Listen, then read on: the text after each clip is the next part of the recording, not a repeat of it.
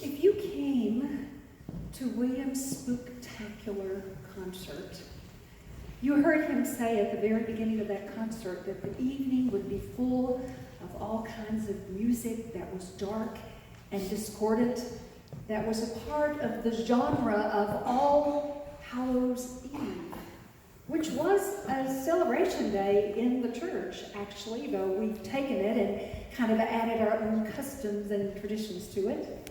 Not only did he talk about it, he went on to play all kinds of ghastly and ghoulish and macabre music so that we might get a sense of what some of the music of the night sounds like for the chilly, spectacular event.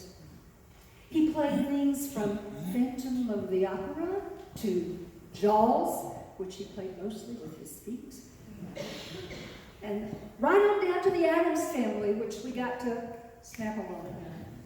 But then he promised us when that event was over that he was going to bleed right into the beauty of resurrection, hope, and life. And so he closed his evening out with beautiful, peaceful songs of composers of old through the church. And he went from a minor chord all the way into major, to the major chords, which are familiar to us. It was like lifting a veil, and suddenly the light shone again. In the 8th century, the church decided that they would set apart a special day beyond All Hallows Eve for all saints, where we could celebrate the lives of those saints who had gone before us, where we can commemorate them and honor them in a really important way. Back when we were in Europe, on this All Saints Day or All Souls Day, which was in the Catholic tradition, the place of purgatory, where those were waiting to make it to heaven were all souls on their way to heaven. They would go around to all the cemeteries and they would lay flowers and they would light candles, and it was a beautiful sight to see, all the graves lit up with remembrance of loved ones past. Well, back in the South, we had our own tradition. If you're from the South, you may know it was called Decoration Sunday. And it was on May the 29th. And we would gather as a church on Friday or Saturday, and we would come to the graveyards. The cemetery committee led the whole brigade. That's right, the cemetery committee. And we would come and we would trim the bushes and we would plant and we would bring our hoes and we would bring our shovels and we would don the graves with flowers. You're shaking your head, Bob, you remember. And then we would go home and we would cook and we would put on our finery and we'd come back for what was then homecoming day, and we would bring our best biscuits and ham and we'd share a meal together and we would remember the saints in glory. Decoration Day. I guess that was our own version of All Saints Day in the South. In the Ephesians, this letter that we read today, it doesn't seem so much like perhaps an All Saints text as what Jeff's saying to you about people in the balcony. But there's a lot of verbiage that John read to you in those verses that talked about what it means to be destined to be a saint of God, what it means to be part of the family and grafted into the family of God as a saint. And the promise was made to the Ephesians that they only needed to tune up their ears and they could hear what God had planned for those saints who loved them. He starts out his letter this way: "In Christ, dear brothers and sisters, you have obtained an inheritance." That doesn't mean the checks in the mail either. It means like Publishers Clearinghouse coming to your door with the big check in hand and the roses. Remember those? Remember those commercials? Send that truck my way. It's nothing about waiting for an inheritance. It's the inheritance that's sitting right before you in your very face. But in biblical talk, the inheritance that we think of is not just a monetary inheritance, as good as that could be. It's knowing that somehow we have secured a place in glory. Now, friend, I don't understand how all that works. I wish I could explain to you all the mysteries of life and death. I've told you I've stood over many a grave and said as a pastor, oh my gosh, help me understand the truth in this, God. Steve's done this. I'm sure you've done this, Steve. We stand over those graves and we think, Lord, in the sweet by and by, we've promised these folks that there's a place for our loved one in the kingdom. I don't know how it all shakes out, but I believe beyond belief that it is possible and that there is life beyond this, though I can't explain it all. In biblical talk, this inheritance is almost like a down payment that God puts on our lives. It's almost like my family used to do when we were little, going school clothes shopping. We would put things in layaway. You ever did that? How many of y'all ever put things in layaway? Some of you had, what, layaway? What's that? And then you could redeem that layaway when it was time to wear those clothes. So when it's time for God to call you home, He redeems you and gets you out of the layaway. I love that image. A down payment or a layaway. It's interesting, this language that is used in Paul's writing, although I will say to you that some don't think Paul wrote this letter. They think he was probably a disciple of Paul. In those days, writing in the name of someone else wasn't considered plagiarism. It was an honor. It was someone that followed after Paul closely. And we know enough of the verbiage is different than Paul that it was likely a disciple. But he uses the language of chosenness. Sounds almost like predestination. That God has chosen us, set us aside and apart for a place in glory. And as a sign, he said that he's marked us with the Holy Spirit. It's almost like in having a dove follow us around over our head or wearing a tiara. Or being the favorite child every day of the rest of your life.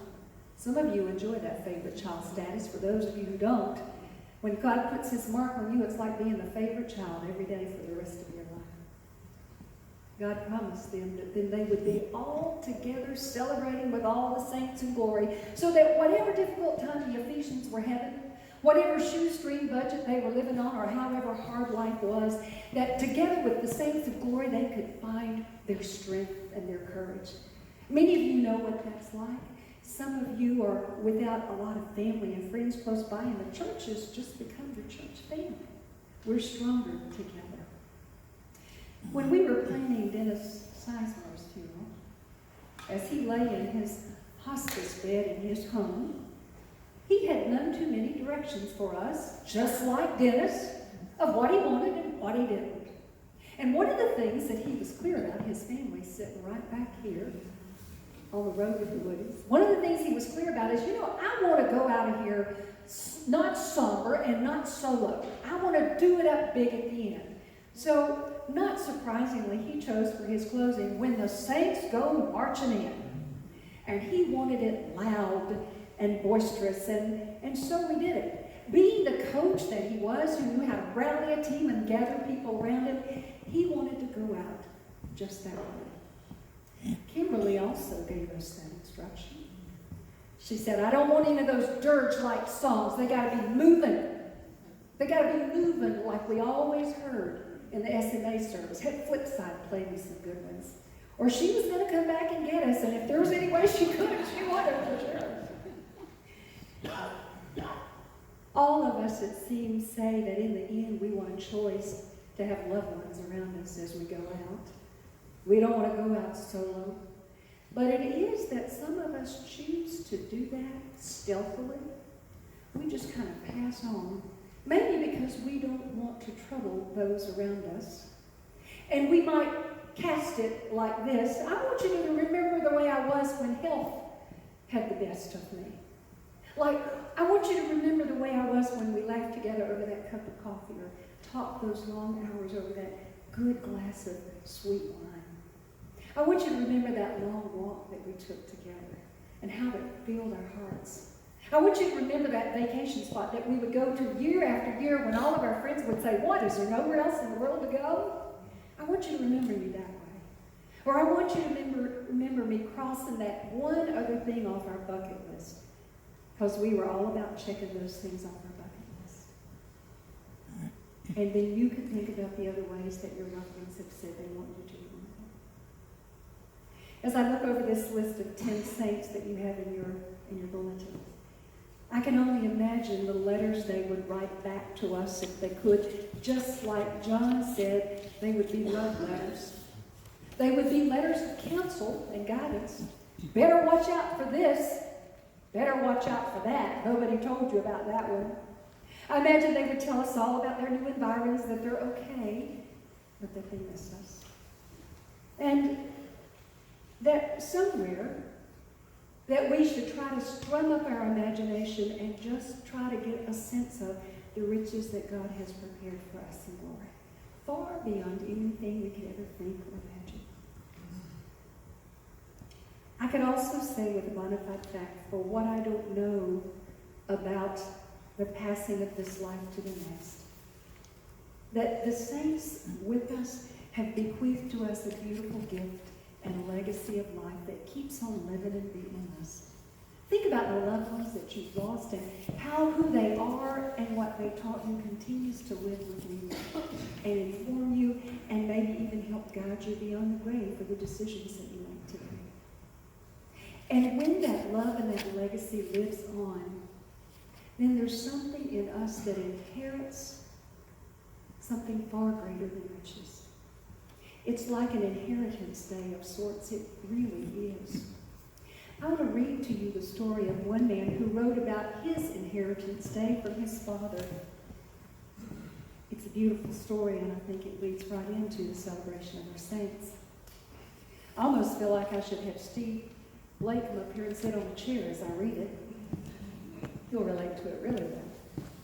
In the autumn of my grandfather's 92nd year, he moved to a retirement home. The decision to move had been a long time in the making. Grandma had died 2 years earlier. He was afraid that closing the door to their home one last time would make goodbye permanent. Complicating the decision was their dog, Babe, who was going with him no matter what. Dispensing the family heirlooms was the final hurdle. The kitchen table he built from the wind-shook cherry tree, or Grandma's mahogany bed, and the woodworking tools. Since childhood, I'd had such a penchant for tools of all types. I spent a fair portion of my youth perched on my grandpa's woodshop chair, enjoying his implements and learning about how to take care of them. Delta Milwaukee drill press built in 1939. All at once a month, he said. Craftsman table saw, don't ever buy a new one. All you need to do, son, is replace the motor. And these are carving knives. Keep them sharp because a dull knife is a dangerous knife. Then the most beautiful words of all to my young ears, someday, son, these tools are going to be yours. I could scarcely wait for them to be mine, not thinking how receiving them would signal Grandpa's final days. Whenever I visited him, I would finger the tools, imagining them in my workshop. But as I grew older and my affection for Grandpa increased, my yearning for his tools diminished, because I began to realize they would be bought with a heavy price. A week before he entered the retirement home, he invited me to his house. Bring a truck, he said. And I arrived that morning with my friend Jim, who had the good sense to stay outside while Grandpa and I went in and unlocked the shed. He rested his hand on the drill press. This is a 1939 Delta Milwaukee drill press. He told me, you'll need to oil it once a month, son. He wound his way through to the carving knives. Remember to keep these sharp, son. A dull knife is a dangerous knife. It was a sober morning. My wife and I unloaded the tools that evening, and we carried them to my basement workshop. I arranged them just so. And my little boy Spencer looked on from his perch on the workshop stool. This was Grandpa's drill press, I said. Now it belongs to me. And these carving knives, when you get bigger, I'll show you how to use them. He looked at me from the stool. Can I have them, Daddy? Yes, Spencer, one day. Sometime a very long time now, when Daddy doesn't need them anymore, these tools are going to be yours. He grinned a shy grin. Those were beautiful words to his young years. 45 years from now, I'll totter out to my workshop with my son in tow, and it will be his inheritance day. I'll have oiled the drill press once a month, just as Grandpa taught me to do. It will be 100 years old by this time, and it's going to work just fine.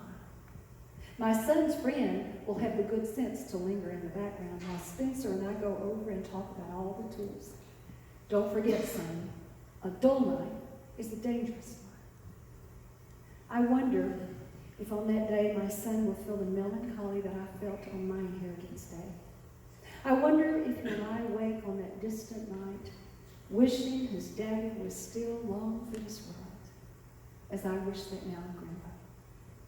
Late at night, when my sons are asleep and my wife is reading in her chair, I go down to my workshop and I think of grandpas and daddies and sons this world over and about the faithful rhythm of all of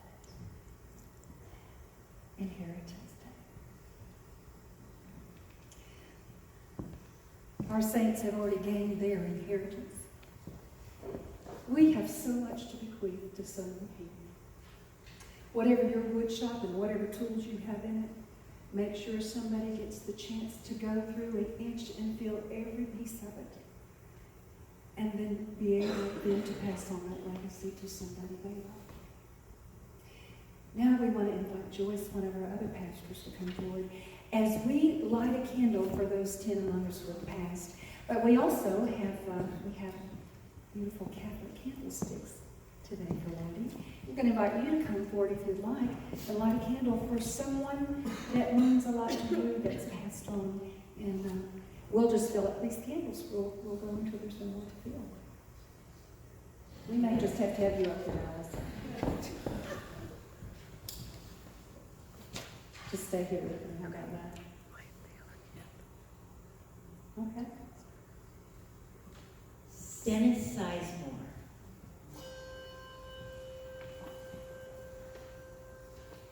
Nancy Wyatt.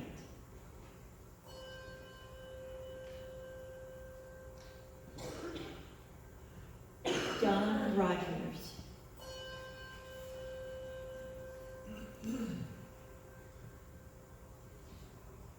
Rosalie Morrison. Nancy White.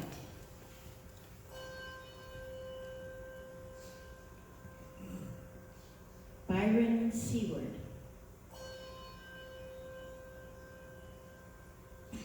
Lori Frazier. Kimberly French. Jack Farrell. Shirley Newsom.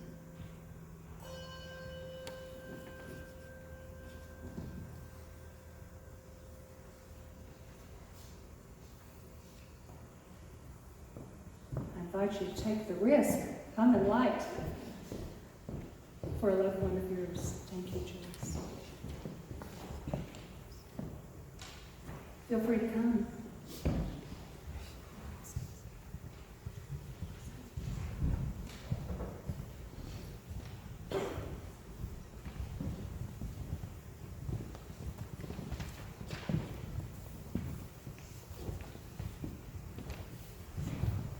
You're through, you can pass them back.